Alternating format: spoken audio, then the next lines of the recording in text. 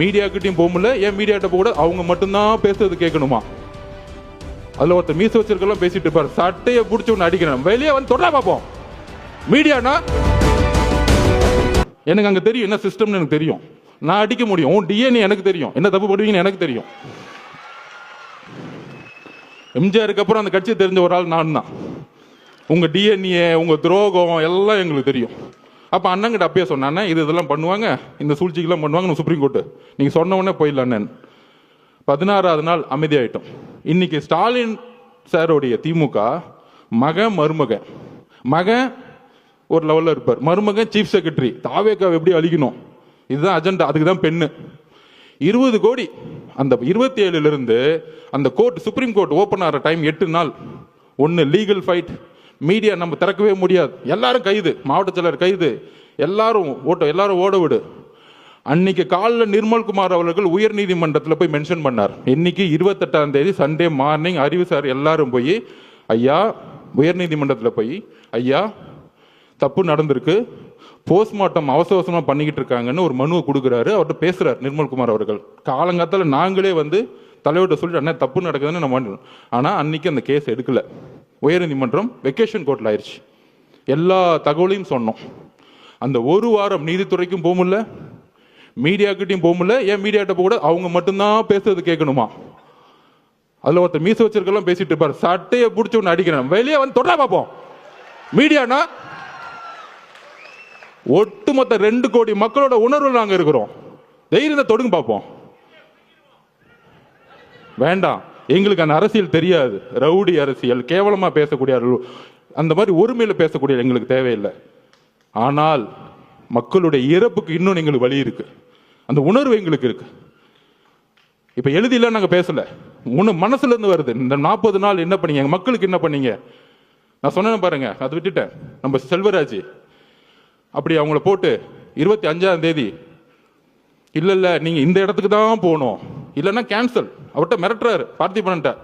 அதெல்லாம் இருக்கு, இந்த இடத்துக்கு மட்டும்தான் நீங்க வரணும், இல்லைன்னா இந்த இடமே கேன்சல். அப்ப திருப்பியும் ஒரு 2-3 நேரம் கழிச்சு ரொம்ப பக்குவமா பாசமா, பிரதர் நீங்க தயவு செஞ்சு ஒத்துக்குவாங்க, நாங்க பாதுகாப்பு கொடுக்குறோம் அப்படின்னு இறக்கப்பட்டு பேசினோடனே செல்வராஜோட பொய் வாக்குறுதிகளை நம்பி அதை சைன் போட்டுட்டாங்க. அதுல என்ன பொய்? 25ஆம் தேதி தான் அவங்க மனு கொடுத்தாங்க, நாங்க 26 ஒத்துக்கிட்டோம், 27 நடந்துருச்சு. 10 நாளா கத்திரிட்டு இருக்காங்க மாவட்ட நிர்வாகம், எங்களுக்கு அந்த வேணாம், அந்த இடம் வேணாம், இடம் வேணாம். இப்ப தெரிஞ்ச அந்த சூழ்ச்சி. அப்ப இந்த சூழ்ச்சி நடந்து முடிஞ்ச உடனே இந்த 16 நாள் என்னென்னலாம் சூழ்ச்சி பண்ணாங்க, இந்த முரசொலி என்ன எழுதுச்சு, பத்திரிகையாளர்கள் என்ன எழுதுனாங்க, எல்லாம் தெரியும். அப்ப திருப்பியும் மக்களை பார்க்க போகணும். எப்படி திருப்பியும் கரூர்ல இருக்கிற, அதாவது எந்த இறப்பா இருந்தாலும் முதல் சஸ்பெண்ட் பண்ணுவாங்க, டிஎஸ்பியும் எஸ்பியும் முதல் ஒரு பேசிக்கா சஸ்பெண்ட் பண்ணுவாங்க, ஒரு துறை ரீதியான என்கொயரி பண்ணுவாங்க. ஏன் பண்ணல? இதுதான் ஒரு கூட்டு சதி. 120 யாரு? ஃபர்ஸ்ட் ஹாஸ்பிட்டல் ஒன்று செந்தில் பாலாஜி, அப்புறம் உதயநிதி ரசிகர் மன்ற தலைவராக இருந்தவர் திரு மகேஷ், நடிக்கவே தெரியாததுக்கு ரசிகர் மன்றம், அதை விட்டுருங்க அந்த இடம். 3வது காலங்காத்தால் துபாயிலேருந்து வந்தவர். ஆக்சுவல் 120 இவங்க தான், கூட்டு சதியே இவங்க தான். ஏன் திண்டுக்கல்ல இருந்து பெரியசாமி என்ன வரல? அவங்கெல்லாம் கலைஞர்கிட்ட இருந்து அரசியல் கத்துட்டாங்க. மக்களை சாவடிக்கூடிய அரசியல் திமுக சீனியர் செய்யவே மாட்டாங்க. இந்த மாதிரி மாறி மாறி மாறி மாறி வந்துட்டு கொன்னாலும் பரவாயில்ல நினைக்கக்கூடிய ஒரு செந்தில் பாலாஜி ஆளுங்க தான் இது எக்ஸிகியூஷன்ஸ். இது நான் தனிப்பட்ட விமர்சனம் பண்றேன். அதுக்கான விஷயத்தை நம்ம சொல்லுவோம். நம்ம போய் என்கொயரி ஆபீசர்கிட்ட ஒரு திருநான்னு வச்சுக்குவாங்க, எனக்கு உங்க மேல சந்தேகம் இருக்குன்னு சொல்லிட்டாலே அவங்க பாத்துக்குவாங்க. வரிசையா இருக்கு இதுல. அப்ப திருப்பியும் தலைவர் போனா, தலைவர் பாதுகாப்பு ஓகே, அதுல ஒரு மண்டபம் கொடுக்குறாங்க. நம்ம பார்த்திபனுக்கு தெரியும் என்ன மண்டபம் கொடுக்குறாங்க அப்படின்னா, கரூர்ல இருந்து வெளியே தள்ளி போய் காம்பவுண்டே இல்லாம வெறும் ஒரு ஷெட்டு வச்சுக்கிட்டு ஒரு மண்டபம்.